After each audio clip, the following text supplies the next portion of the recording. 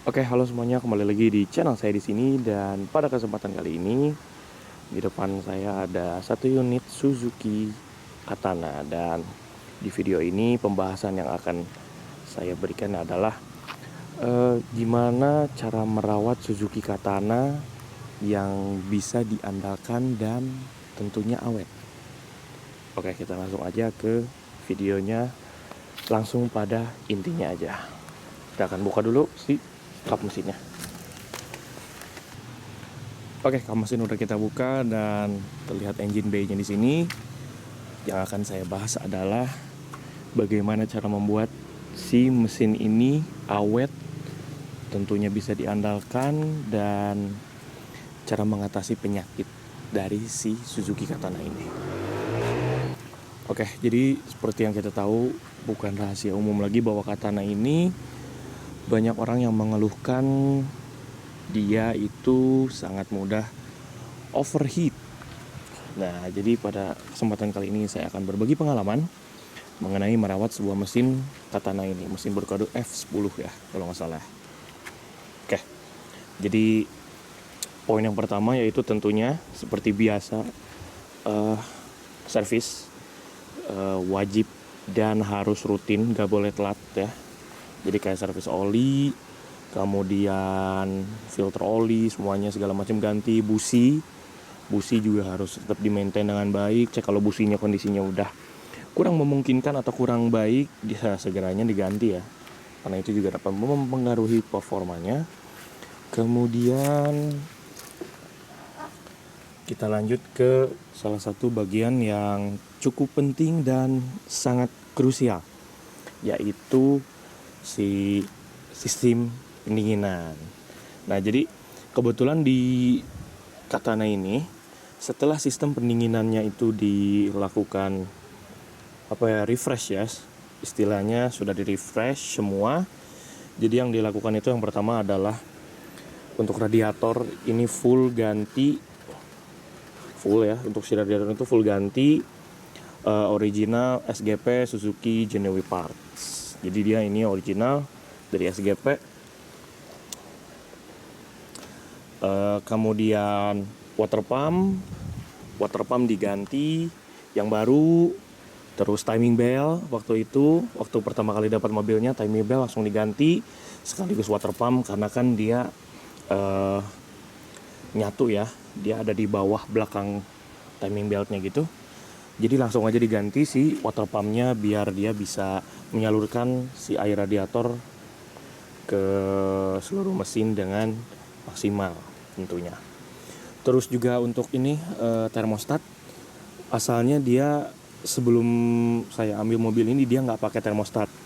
Cuman setelah dilakukan refreshment beberapa, akhirnya dipasang kembalilah si termostatnya begitu. Oh ya, terus kemudian untuk karburator ya, karena ini mobil masih sistem karburator. Untuk karburator ada refreshment, dia dibersihin aja, terus ya mungkin untuk karburator dia cuman hanya dilakukan pembersihan aja karena kondisinya juga masih lumayan bagus ya, cukup dibersihkan saja. Filter udara juga diganti yang baru original SGP. Kemudian apalagi ya, kayaknya udah sih untuk sistem pendinginan, kayaknya itu aja karena radiatornya baru, jadi dia nggak perlu dibersihin ke tukang radiator karena dia udah baru dipasang. Oh ya, housing ini selang atas, selang air dingin, terus juga selang bawah, selang atas selang air panas, dan juga selang bawahnya untuk selang air dingin dia udah diganti baru, original SGP tentunya. Dan juga saya ingin bercerita pengalaman pribadi mengenai mobil ini. Jadi mobil ini tuh pernah sempat overheat cukup fatal, dan dia nggak sampai mati total ya, nggak sampai tiba-tiba mati blep gitu aja, nggak. Untungnya dia masih bisa jalan sampai pulang ke rumah lah, aman. Nah, cuman ketika keesokan harinya, ketika di starter mobilnya, yang terjadi pertama kali adalah si knalpot itu ngeluarin asap putih, kayak asap motor atau ya kayak asap mesin-mesin 2 tak lah kayak gitu. Nah jadi kan cukup kaget juga. Jadi seketika itu langsung dibawa ke bengkel, didiagnosa. Ternyata kata mekaniknya itu kurang lebih kesalahannya atau kerusakannya terjadi di silinder headnya yang kepanasan dan dia agak melenting gitu ya, agak melenting gitu karena kepanasannya yang menyebabkan oli masuk ke ruang bakar yang akhirnya ikut terbakar dan keluar pun asap putih dari knalpot. Nah, yang saya lakukan, mungkin bukan yang saya lakukan ya, mungkin untungnya kerusakannya itu masih itu aja. Nah, yang saya lakukan untuk memperbaikinya, opsi pertama waktu itu masih mencoba mengakal-akalin sendirilah ya, masih mencoba ngakal-ngakalin sendiri untuk ya untuk meringankan budget juga pada saat itu mikirnya. Nah cuman setelah berusaha ngakal-ngakal sendiri, tetap si oli masuk ke ruang bakar, masih nyampur, oli masih kebakar. Dan ya akhirnya tindakan selanjutnya yang saya lakukan adalah si silinder headnya itu harus diganti ke yang baru. Nah, untuk silinder head ya seperti yang kita tahu, Suzuki itu memang agak mahal ya untuk spare partnya. Saya tanyain itu silinder headnya itu yang baru original SGP Suzuki Genuine Parts itu di kisaran range harga 5 jutaan kurang lebih ya. 5 jutaan itu pada tahun 2020 atau 2021 ya. Pokoknya di situ di tahun itu harganya itu sekitar segitu dan itu cukup mahal ya. Nah, kemudian direkomendasikan oleh salah satu mekanik bahwa dia pernah mengerjakan Suzuki Katana juga.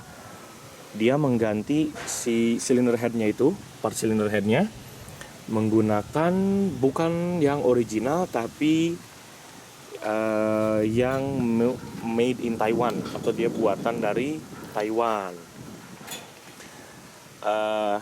Karena berpikirnya juga budget yang dimiliki itu nggak banyak ya, dan harga silinder head yang buatan Taiwan itu kurang lebih setengahnya dari harga silinder head ori. Jadi ya udahlah, kita coba dulu. Terus untuk internalnya dia masih internal bawaannya kayak piston, terus klep, air klep, gitu-gitunya. Untuk dalemannya, untuk mesin internalnya dia masih pakai standarnya karena nggak ada kerusakan sama sekali. Paling untuk silinder headnya, karena dia silinder headnya baru, paling dilakukan skir klep aja untuk biar si klepnya dapat buka tutup dengan sempurna. Itu aja paling. Nah, di sini saya bawa silinder head yang lamanya. Oke, jadi ini adalah silinder head lama dari Suzuki Katana ini. Ini silinder head yang waktu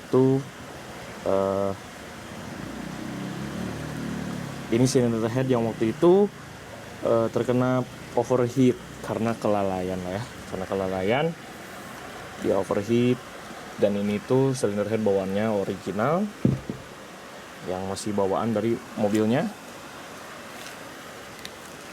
Itu udah agak melenting, jadi harus diganti. Dan ya pilihan untuk part yang digantinya itu ya adalah silinder head yang buatan Taiwan yang sekarang sudah dipasang di mobilnya.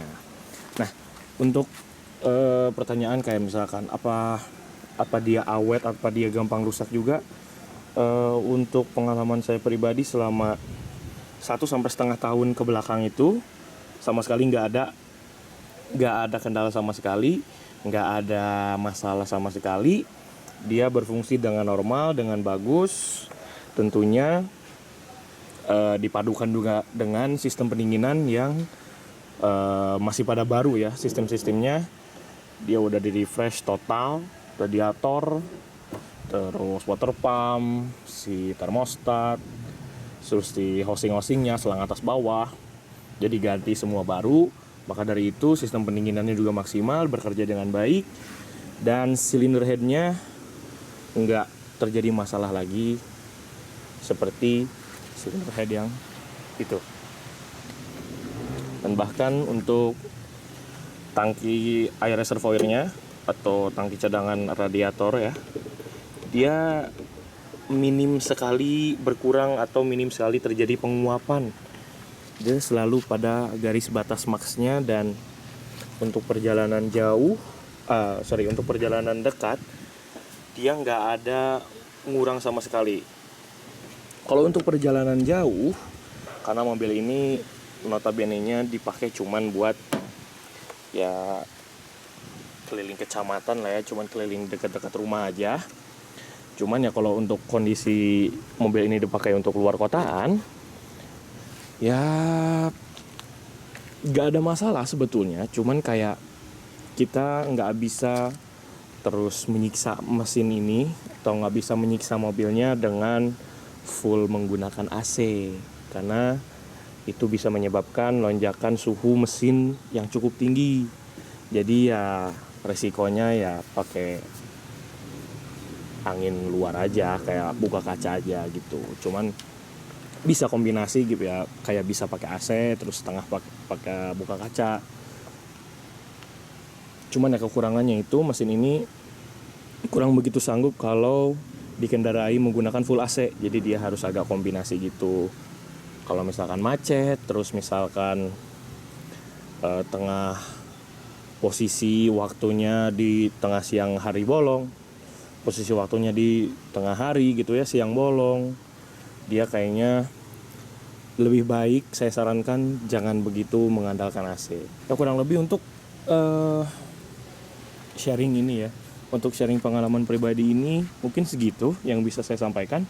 Selebihnya mobil ini cukup bandel, cukup reliable.